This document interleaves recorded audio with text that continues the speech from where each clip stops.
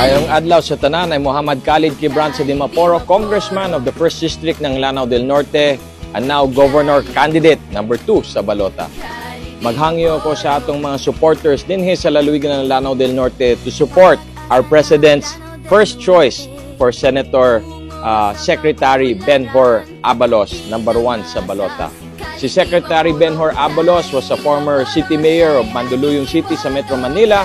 He served as MMDA chair sa panahon ni dating Pangulo Rodrigo Roa Duterte, and now under the administration of President Bongbong Marcos, he served as DILG Secretary.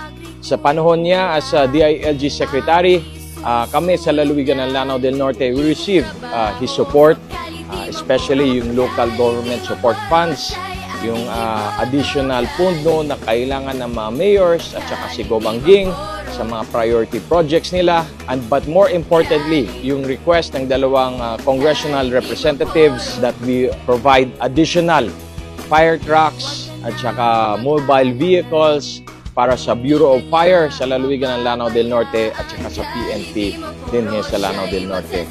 So malaking tulong ang binigay ni Secretary Benhur Abalos sa panahon niya as DILG Secretary. Ayaw kalimte, Benhur Abalos number 1 sa balota.